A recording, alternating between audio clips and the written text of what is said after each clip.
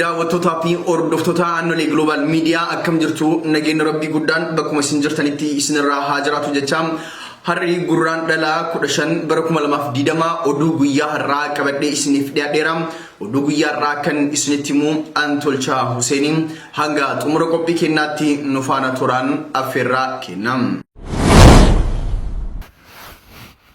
Muummichi ministeera Itoophiyaa Dr. Abiy Ahmed fi United Arab Emirates Ambassador Ethiopia Obbo Suleiman Daddafo ijoollee Oromoo biyya Dubai jiraatan kan deeggarsa Jawaar Mohaammed agarsiisanii fi alaabaa ABO qabatanii sirna simannaa mootummaa Itoophiyaa Dr. Abiy Ahmediif qophaa'e irratti argaman hiisisuun beekame. Guyyaa kaleessaa muummichi ministeera Itoophiyaa Dr. Abiy Ahmed Ali lammiilee Itoophiyaa gamtaa Araboota Emiraatota Dubai jiraatan waliin isteediyeemii Al Maktuumitti wal arganii waliin mari'achuun ni yaadatama. Sagantaa kanarratti lammiileen hedduun kan argaman yoo ta'u garee lama jidduutti wal morkii jabaatu mul'ataa ture. Garee lamaan kunniin warra ilaalcha Oromummaa fi ilaalcha nafxanyummaa qabudha. Gareen inni ilaalcha Minilik Haile Sillaasee fi sirna nafxanyaa deeggaru alaabaa Minilik kan qabatu Dr. Abiy Ahmed deeggaran. Gareen inni kun kan ilaalcha Oromummaa fi federaalistii qabu alaabaa ABO fi suuraa Jawaar Mohaammed uffatee Dr. Abiyyiin morma. Gareen nafxanyoota alaabaa Minilik qabatee socho'uuf ulfinni jabaanii fi kabajni guddaan kan kennameef yoo ta'u alaabaa Minilikis namni irraa guure hin jiru. Garee sabboontotaa kunniin immoo alaabaa ABO fi suuraa Jawaar Mohaammed irraa guuruun hidhaatti ol darbataa akka turan beekame. Ijoolleen Oromoo muraasa malee gara isteediyeemii akka hin seenne kan dhorkaman yoo ta'u hedduun isaanii mallattoolee Oromummaa calaqqisiisuu waan qabaniif hidhaatti ol darbataman. Haa ta'u garuu muraasni akkasumatti seenan. Warri seene kun walgahuun yeroo sagantaan jalqaburraa kaasee hanga dhumaatti mormii cimaa dhageessisaa oole.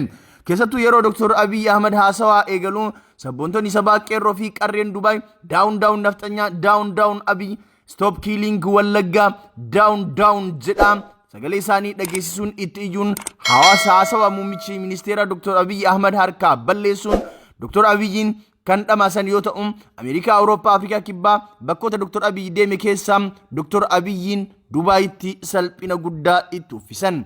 Waan garaa nama nyaatu Dr. Abiy fi Ambassador Suleiman Daddafo namoota isteediyeemii keessatti sagalee mormii Dr. Abiy Ahmed irratti dhageessanii fi alaabaa ABO fi suuraa Jawaar Mohaammed uffatan hunda hidhaatti ol guursisuun namoota hidhaman jidduu warroonni yaada isaanii AGM'if kennan nutti himaniit jiru. Namoonni hidhaman hedduu yoo ta'an isaan keessaa warri iqaamaa qabu muraasni erga kafiilli isaanii mallatteessee fi booda hidharraa yoo bahan kunniin garuu manuma hidhaa keessatti afaniiti jiru.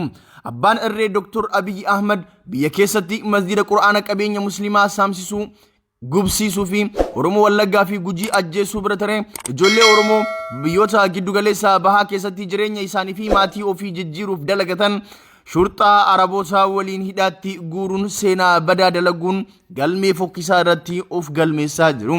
Ijoolleen Oromoo mana hidhaa Dubai keessatti yeroo ammaa daramaa jiran uummata kennaa sagalee taana jennee shira Dr. Abiy Ahmed fi Ambassador Suleiman Daddafootiin hidhaatti guuramnee daramaa jirra. Uummanni Oromoo akka nun irraanfanne jechuun yaamicha Oromummaa Oromoof dhiyeeffatan. Dhimmoota Islaamaa Itoophiyaa sagantaa deeggarsa musliimotaa magaalaa Mooxaatiif gaggeessaa ture milkiin xumuruu beeksise. Haleellaa shororkeessitoonni naannoo Amaaraa godina Goojjam bahaa magaalaa Mooxaa keessatti muddee 10 bara 2012 raawwataniin masjiidota dabalatee qabeenya hawaasa musliimaa hedduun barbadaa'uun ni yaadatama. Kanuma hordofuun mootummaan naannichaas ta'ee kan federaalaa hawaasa musliimaa magaalattii halkan tokko qabeenya shororkeessitoon jalaa barbadaa'ee rakkoo hamaaf saaxilame kanaaf deeggarsa tokkollee hin kennine. Haaluma kanaan majlisni federaalaa musliimota magaalaa Mooxaa rakkoo hamaaf saaxilaman bayyanachiisuu fi akkasuma masjiidota gobaman ijaarsisuuf amajjii 22 bara 2012 sagantaa galii walitti qabu biyya keessaa fi biyya alaatti jalqabsiisee ture. Manni marichaa ibsa guyyaa kaleessaa baaseen ammoo sagantaa deeggarsa musliimota magaalaa Mooxaatiif gaggeeffamaa ture kun milkiin guddaan xumuramuu beeksise. Manni marichaa ibsa isaa kanaan lammiilee Itoophiyaa biyya keessaa fi biyyoota alaa jiraatan irraa birrii miliyoona 200 walitti qabuuf karoorfatee akka ture ibsuun hanga guyyaa dheengaddaatti birrii miliyoonni 200 fi miliyoonni 8 fi 900 fi 39 fi 962 fi saantimni 90 gara lakkoofsa herreega deeggarsa Mooxaatiif banameetti kan gale ta'uu ibse. Mallaqni kun harki guddaan kan biyya keessatti walitti qabame yoo ta'u deeggarsi bifa meeshaalee akka dahabaa, ziqaaya meetii, telefoona, baajaajii fi kanneen birootiin kenname gatiin isaa birrii 700,000tti shallagamus dabalataan kan kenname ta'uu ibse. Majlisichi ibsa isaatiin guyyaa eengaddaa irraa jalqabee deeggarsi maqaa musliimoota mooxaatiin jalqabame ifaatti kan golame ta'uu ibsuun hawaasni Itoophiyaa biyyoota alaa keessatti mallaqa deeggarsaa walitti qabanis hanga Maarch 3 bara 2020 gama lakkoofsa herreega baankii International Oromiyaa Odaa Branch akka galchan waamicha dhiyeesse. Majlisni hojii itti aanu mallaqa deeggarsaa kanaa karaa ifa taheen ijaarsa masjidotaa fi qabeenya musliimoota barbadaa'ee bakka buusuudhaaf koree ogeeyyota hundeessee kan socho'u ta'uu ibse. Dhuma irrattis majlisni federaalaa hawaasa musliimaa waamicha dhihaateef fudhatee kaka'umsa ol aanaa karoora isaa bakkaan gahe galateeffatee jira. Mootummaan abbaa irree Itoophiyaa Dr. Abiy Ahmediin durfamu mirga bilisaan yaada ofii ibsachuu lammiilee Itoophiyaa ugguruun beekame. Mootummaan kun paarlaamaatti gargaaramuun seerota ittiin saboota biyya sanii cunqursuu, ajjeesuu, hidhuu, dararuu, qaama naafessuu, kolaasuu, maseensuu fi kanneen kana fakkaatan kan dhoksaatti raawwataa ture seera itti tumachuun dararaa fi gidiraa akka seeraatti itti fayyadamuun lammiilee biyyattii mankaraarsaa ture ammas jabeessee itti fufee jira. Paarlamaan biyyattii guutuun paartii tokkoon kan qabame yoo ta'u miseensonni paarlamaa guutuun warra TPLF irraa kan hafe miseensota PP ta'uun isaanii ni beekama. Kanaaf yaada hoggansa PP irraa dhufe hunda haalduree tokko malee raggaasisu. Bu'uuruma shira kanaan lammiilee biyyattii seera yaada isaanii bilisaan akka hin ibsanne ugguru tumataniiti jiru. Kana booda seera sanitti gargaaramuun namoota yaada faallaa mootummaa qaban hidhuu fi gidirsuun itti fufa jechuudha. Labsiin ba'ee maal akka ta'e gabaasa BBC wabeeffachuun isin biraan gayaa sirriitti qalbeeffadha.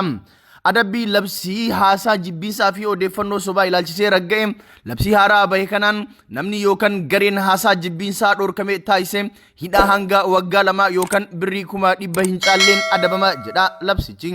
Sababa haasaa jibbiinsaa sanaatiin nama dhuunfaa yookaan garee irraa miidhaan yoo gahe ammoo hidhaa waggaa 1 hanga 5 adabsiisas jedha.